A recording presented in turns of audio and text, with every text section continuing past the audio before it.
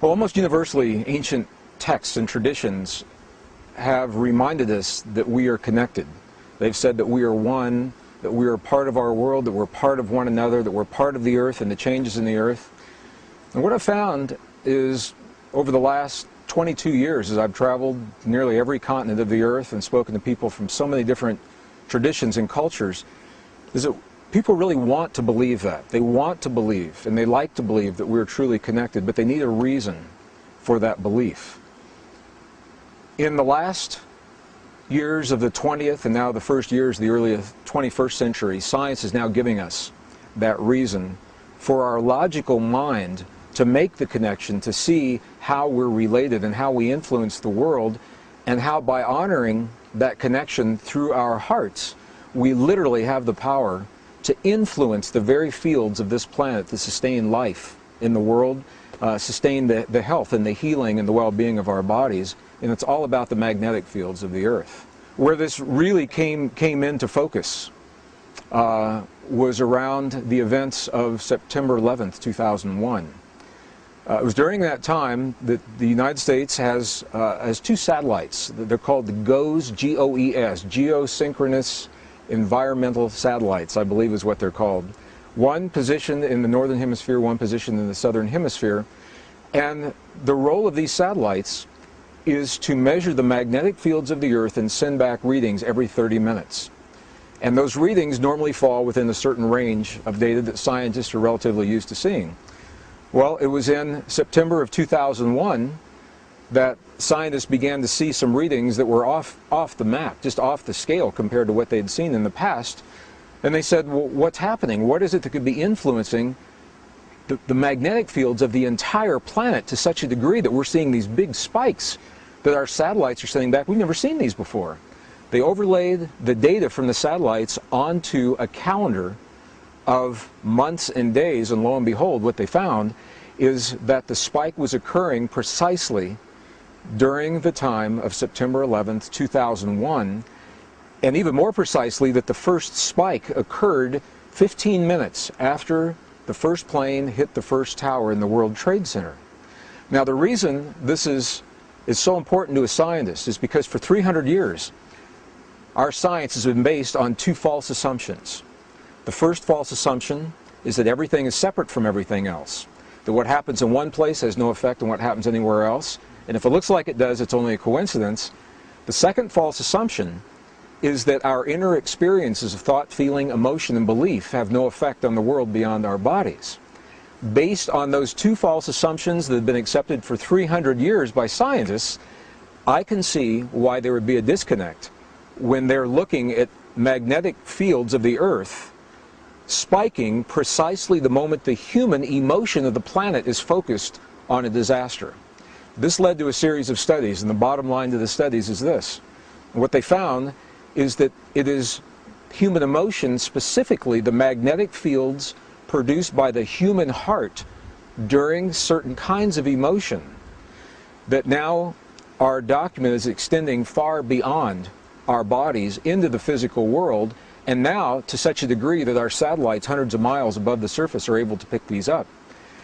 This has led to a number of studies now showing that when a certain number of people come together and they choose in a moment of time to create a precise emotion in their hearts, that emotion literally can intentionally influence the very fields that sustain the life on planet Earth. These fields are now implicated in everything from the immune response of humans throughout the planet, climate, weather patterns, cycles of war in peace, our ability to solve problems, our cognitive abilities.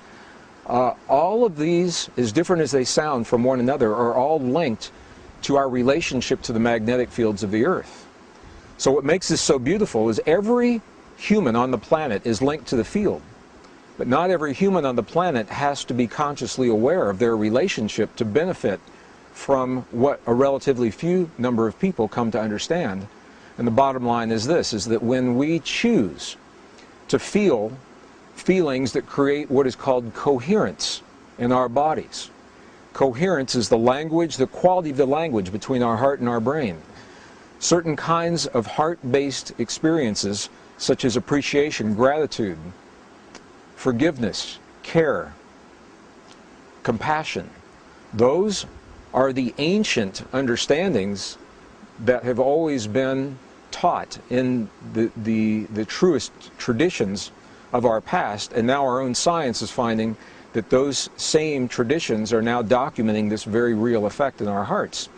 When we can feel those feelings in our bodies, they're mirrored in the field, and everyone benefits from the experience of relatively few. Well, the question comes up often as to whether or not we can actually measure human emotion.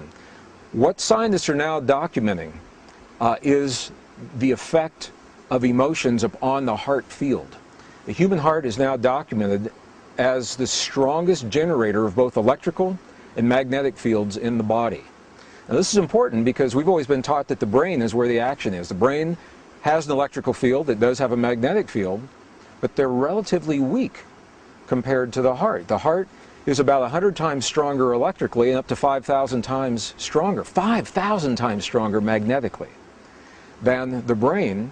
And the reason this is important is because the physical world as we know it is made of those two fields of energy, electrical and magnetic fields of energy, electromagnetic fields.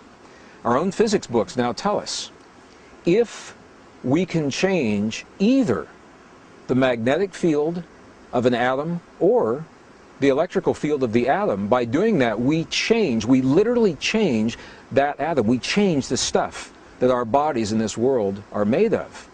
And it appears now that the human heart is designed to do both, to change both the electrical field and the magnetic field of our bodies and our world, and they do so in response to the emotions that we create between our heart and our brain. Well, I've had many questions from people asking me how these discoveries relate to what is now known as the law of attraction. At a very high level, in broad brushstrokes, they may give us insight into the relationships. But when we get deep, deep, deep into the findings as well as the ancient teachings, what we find is this: it's less about attraction and more about a mirroring. And here's what I mean by that. The world around us, our own science now is telling us there's a field of energy that underlies all physical reality, and it is known now by names that range from simply the field. Lynn McTaggart wrote a beautiful book entitled The Field about this quantum essence. Some people call it nature's mind. Some scientists call it the mind of God. Some call it the matrix. Some call it the divine matrix. In 1944, the father of quantum theory, Max Planck, identified this field, and he called it the matrix. That's where this term came from.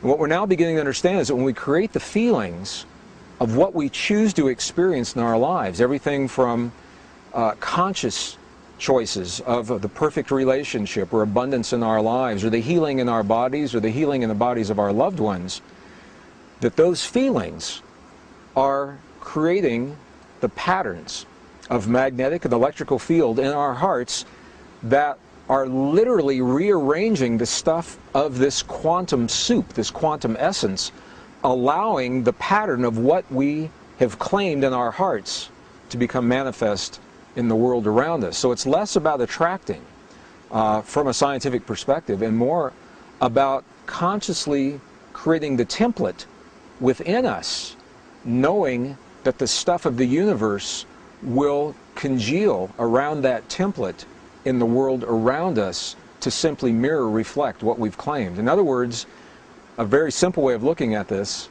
and we've all heard this before, is that we must become in our lives the very things that we choose to experience in our world. And now science is giving us a very good reason to understand why that is. How many individuals would it take to claim this feeling in our hearts, to create the effect in our world? And the ideas about that are changing. Back in the 1970s, 1980s, through the Maharishi effect, the TM studies, it was very well documented that there is an effect between human consciousness and the world around us. That effect is known. But what could never be documented was precisely what was happening inside the body of the individual to create that effect. And it was during that time that a formula was created. And the formula simply stated, if we can create this effect with a certain number of people, the square root of 1% of a given population, then we will have the effect.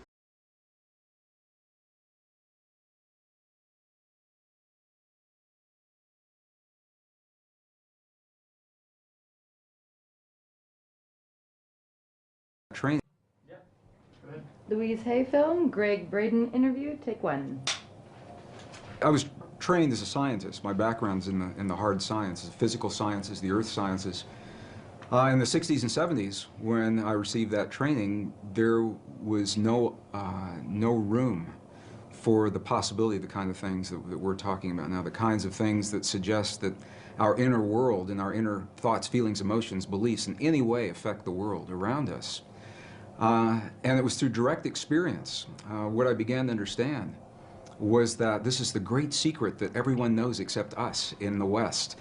Almost any other culture that we go to, from the monasteries in Egypt and Tibet and India into Bolivia and Peru, the indigenous traditions, little villages in the Andes Mountains, they all know that there is this experience that we can have inside of our bodies that affects our world in some way, and our science simply has not allowed for that historically. But I was trained as a scientist, and I was trained to look in the world around me for my answers, so I began to go to these places. I began to go into the monasteries, all the places that I mentioned. And it was through the direct experience of sitting in the presence of people who have lived and practiced the kinds of traditions that Louise Hay and the other authors I'm so blessed to be sharing the stage and this information with, that they teach about. And what we begin to understand is that this is the place where science got it wrong. There are two places, two assumptions that science has made, modern science. And they're coming full circle and correcting that now. But the first one is that the space that we believe is empty is not really so empty. It's full of a living essence, of a living material that we're only beginning to understand, number one. And number two, the fact, and it is a fact now, that we may have experiences inside of our bodies that influence the world beyond our bodies through the conduit of what's in this space. So it was in going into the monasteries and the nunneries and speaking with the indigenous people, looking at them eye to eye, heart to heart, God to God, and I could say to these people, when you just performed that miracle, when you just performed that miraculous healing, what is it that you did inside of your body to make that happen? And if I didn't understand what they told me, I'd ask them again and again and again through the translators until I understood that they were creating an experience, producing an effect inside of their bodies that my science never told me was possible or existed. And that was the path that led me. I just want to emphasize, science is good. And I believe our science is good and served us well. It simply is incomplete. And so it was that path that allowed me to flesh out the missing pieces that we're only beginning to understand today, marrying the best science of our time with the wisdom, 5,000 years of wisdom of our past, into a greater understanding. And that understanding brings us right back to the question. That's a long answer to a short question.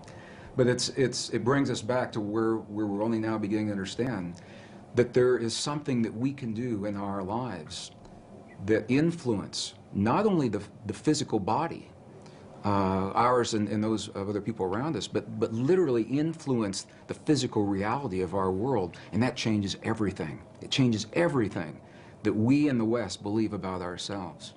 So as a scientist, I've also come to understand this is a very different way for many people to think about themselves and their world.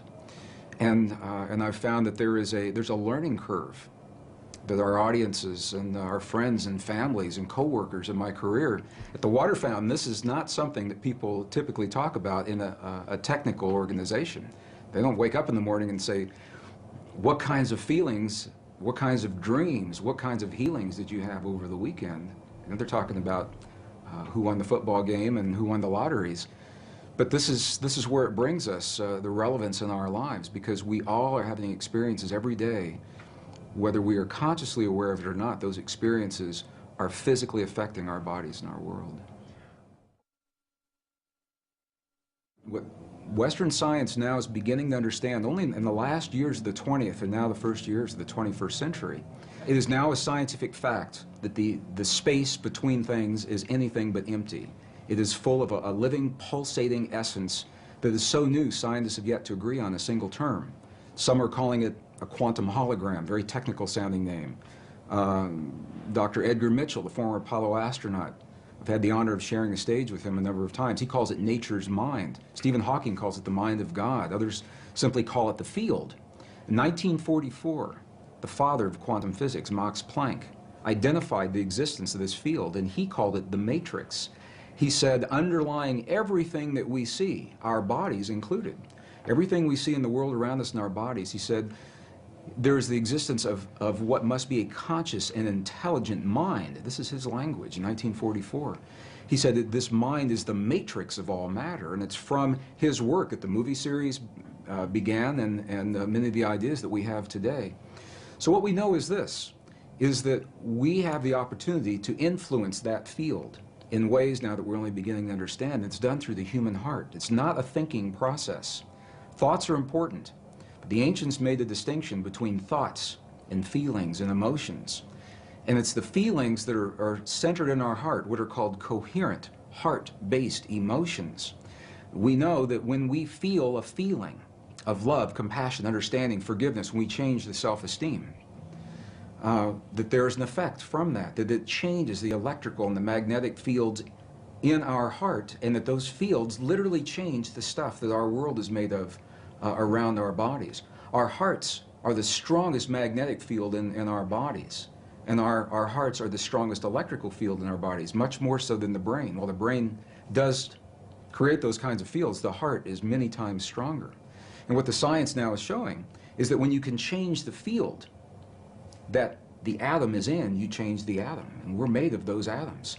So when we have feelings in our hearts, we're changing the field that connects the stuff everything is made of, and we literally are altering our physical reality in ways that sound miraculous in Western science.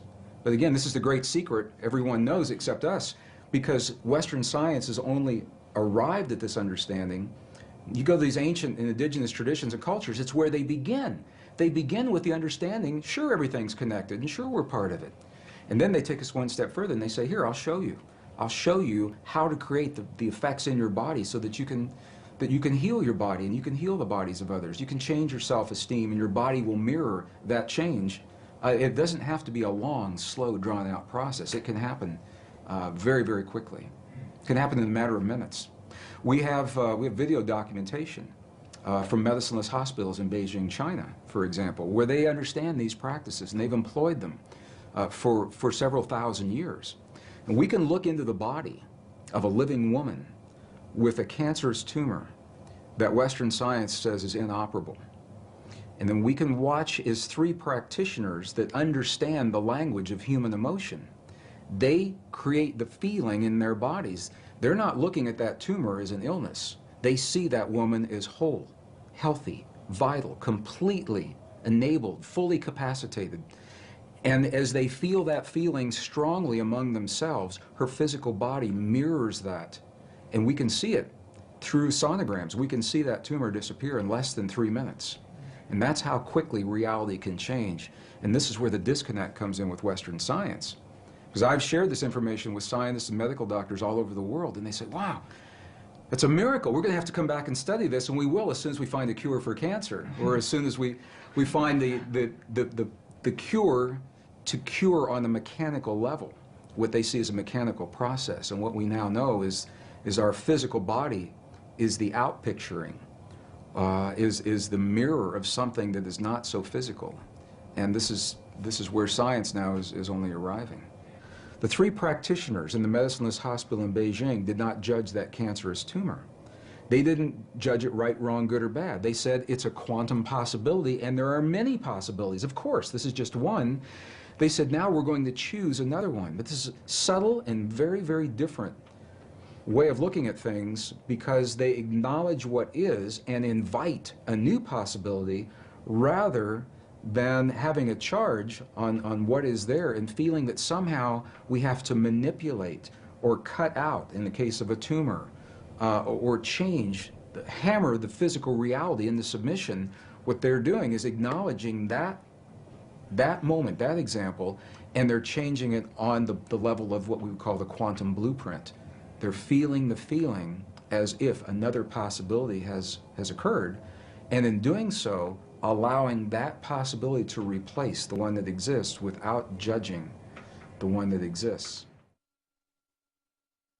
I was an aerospace engineer in Denver, Colorado during the last years of the Cold War, the 1980s, and it was when the famous brown cloud was inundating Denver, and we couldn't all drive on the same days. We had to carpool on different days. And one day I went to an engineer friend's house to do my carpool for that week, and I got there a little early.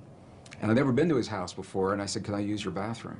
And I went in there, and he had little Post-it notes of affirmations all over the bathroom, and it said, "My perfect mate is manifesting for me now. My perfect mate is manifesting for me now." We got in his car, and he had little Post-it notes all over the dashboard and the rearview mirror. "My perfect mate is manifesting for me now." And of course, I knew what his office looked like, and it was the same way. He had them all over the walls in the CRT.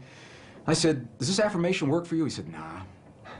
He said, "It never does." And I said, "Why do you think that is?" And he said, well, look at me. Who'd want to be with somebody like me? I'm just an engineer, you know. He had a very low self-esteem about himself.